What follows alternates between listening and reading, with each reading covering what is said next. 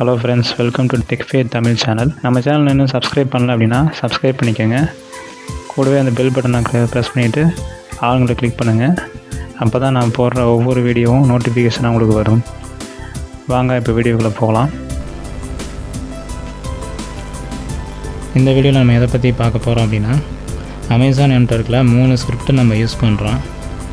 அதில் முதல் script Turk master, ரெண்டாவது ஸ்கிரிப்ட்டு Mturk ஷூட்டு, மூணாவது ஸ்கிரிப்ட் பார்த்திங்கன்னா பேண்டா கிரேசி.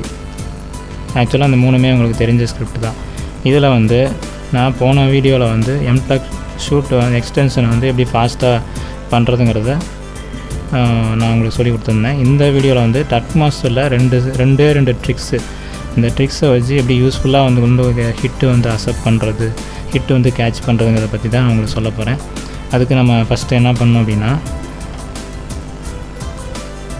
டேஷ்போர்டு போய்க்கோங்க. டேஷ்போர்டில் போய்ட்டு டர்க் மாஸ்டர் இப்போ ரன்னிங்கில் இருக்குது. இப்போ நான் பேசிக்காக மொதல் ட்ரிக்ஸ் என்ன அப்படின்னா, பேசிக்காக பார்த்திங்கன்னா நமக்கு 1 செகண்டு கீழே நம்ம கொடுக்கக்கூடாது, கொடுக்க முடியாது. டைம் பார்த்திங்கன்னா 1 செகண்டு கீழே கொடுக்க முடியாது. அதுக்கு மேலே 0ன்னு கொடுத்து நீங்கள் சேவ் பண்ணிங்கனாவே அடுத்த டைம் நீங்கள் பேஜை ரெஃப்ரெஷ் பண்ணி பார்க்கும்போது 60 செகண்டில் தான் மாறும். ஏன்னா இது டிஃபால்ட்டாக 60 செகண்டில் தான் அவங்க செட் பண்ணியிருக்காங்க இந்த ஸ்கிரிப்டில்.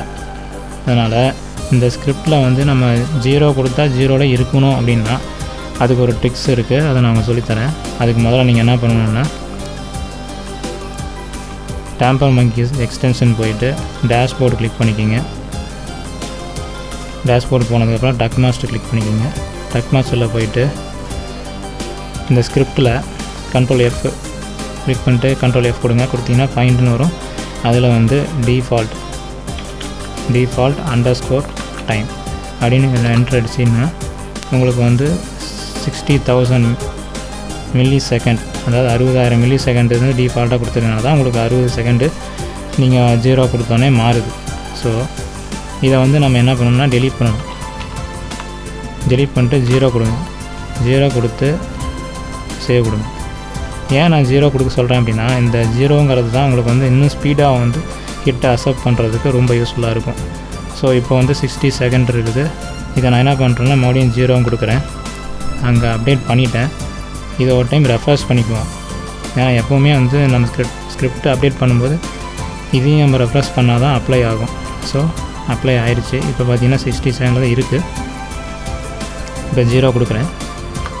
கொடுத்துட்டு சேவ் கொடுக்குறேன். சேவ் கொடுத்துட்டு மறுபடியும் ரெஃப்ரெஷ் பண்ணுறேன். ரெஃப்ரெஷ் பண்ணதுக்கப்புறம் பார்த்திங்கன்னா 0லே தான் இருக்குது. பார்த்திங்களா, இப்போ சேஞ்ச் ஆகலை.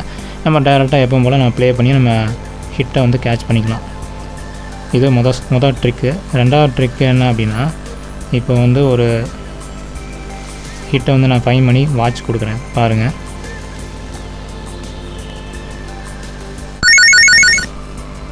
இப்போ உதாரணத்துக்கு இந்த ஏங்கிறத எடுத்துக்குவோம். அதை வாட்சிங் கொடுக்கலாம். கொடுத்தோம் அப்படின்னா இப்போ நம்ம சேஞ்ச் பண்ண டிஃபால்ட் டைம் தான் இப்போ இருக்குது. அது ஒரு விஷயம்.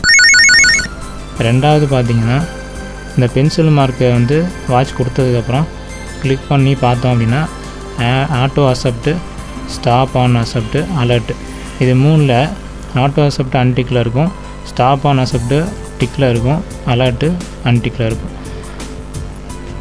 இதை நம்ம எப்படி சேஞ்ச் பண்ணுவோம்னா, நம்ம நார்மலாக ஆட்டோ அக்செப்ட் டிக் பண்ணிவிட்டு ஸ்டாப் ஆன் அக்செப்ட் டிக் பண்ணிவிட்டு அலர்ட்டு டிக் பண்ணுவோம், சேவ் கொடுப்போம்.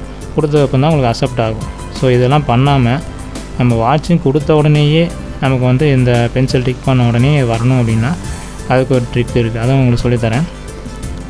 அதுக்கும் என்ன பண்ணணும்னா, டேம்பர் மங்கி எக்ஸ்டென்ஷனில் போயிட்டு ஆல்ரெடி நான் ஓப்பன் பண்ணி வச்சுருக்கிறேன். இதில் Ctrl F மறுபடியும் ப்ரெஸ் பண்ணிவிட்டு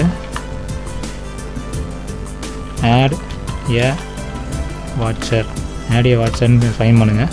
ஃபைன் பண்ணிங்க அப்படின்னா இந்த பொசிஷன் இந்த இதில் பார்த்தீங்கன்னா 3 இது இருக்கும். 3 ஆப்ஷன் நம்ம சேஞ்ச் பண்ணுற மாதிரி இருக்கும். அதில் முதல் ஆப்ஷன் ஆட்டோ அக்செப்ட். இங்கே பார்த்தோம் இல்லைங்களா, பென்சில் டிக் பண்ணால் ஆட்டோ அக்செப்ட் பார்த்தீங்க இல்லைங்களா, அது நம்ம டிக்கில் வரணும், ஆட்டோமேட்டிக்காக டிக்கில் வரணும். அப்படின்னா இந்த செக்குடுங்கிறதுக்கு பக்கத்தில், கமாவுக்கு பக்கத்தில் ஒரு ஸ்பேஸ் விட்டு ஸ்பேஸ் ஆல்ரெடி இருக்கும். நம்ம அதுக்கப்புறம் ட்ரூ அப்படின்னு போட்டு மறுபடியும் கமா போட்டு மறுபடியும் ஸ்பேஸ் விட்ருங்க. அவ்வளோதான் ஃபஸ்ட்டு. ரெண்டாவது வந்து இது அன்டிக் ஆகணும், டிக் ஆகக்கூடாது. அதுக்கு என்ன பண்ணணும்னா இந்த செக்குடுங்கிறதுல போய் யூஎன் அப்படின்னு போட்டிங்கன்னா அன்செக்குடுன்னு மீனிங் ஆயிரும், கொடுத்துக்குங்க. மூணாவது பார்த்திங்கன்னா அலர்ட் வந்து நமக்கு வேணும், ப்ளே ஆனோன்னா ப்ளே சவுண்டு வரணும். அதனால் அலர்ட்டுங்கிறது டிக்காக இருக்கணும். அதுக்கு வந்து மேலே கொடுத்த மாதிரி தான் கீழே வந்து இந்த கம்மாக்கு ஸ்பேஸ்க்கு அப்புறம் ட்ரூ அப்படின்னு போட்டு கம்மா கொடுத்து ஸ்பேஸ் விட்டுக்கோங்க. அவ்வளோதான். இந்த மூணையும் கொடுத்துட்டு நம்ம மறுபடியும் சேவ் பண்ணிக்குவோம். சேவ் பண்ணிட்டோன்னா சேவ் ஆயிரும். சேவ் ஆனதுக்கப்புறம் ஒரு டைம் ரெஃப்ரெஷ் பண்ணுங்கள்.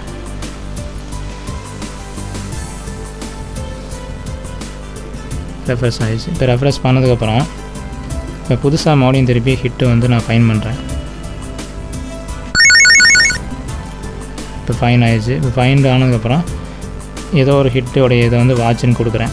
கொடுத்த உடனே இந்த இடத்துல வந்து உங்களுக்கு டிஃபால்ட் டைம் 0 செட் பண்ணது வந்துடுச்சு. பென்சில் மார்க் டிக் பண்ணோன்னே ஆட்டோ அக்செப்ட்டுங்கிறது டிக் ஆகிருக்குது. இப்போ பார்த்தீங்கன்னா டிக் ஆகிருக்குது. இது அன்டிக் ஆகிருக்குது, இது டிக் ஆகிருக்குது.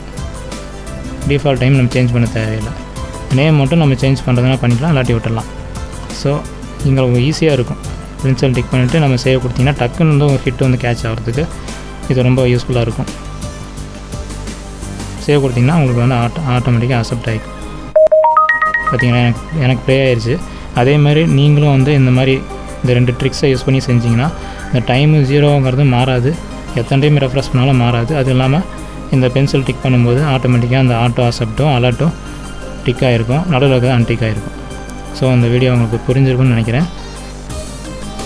இந்த வீடியோ உங்களுக்கு பிரயோஜனமாக இருக்குன்னு நான் நம்புகிறேன். இந்த வீடியோ உங்களுக்கு பிடிச்சிருந்தால் லைக் பண்ணுங்கள், ஷேர் பண்ணுங்கள், கமெண்ட் பண்ணுங்கள். என்னோடய டெக் ஃபேர் தமிழ் சேனலை சப்ஸ்கிரைப் பண்ணுங்கள். தேங்க்ஸ் ஃபார் வாட்சிங். பை.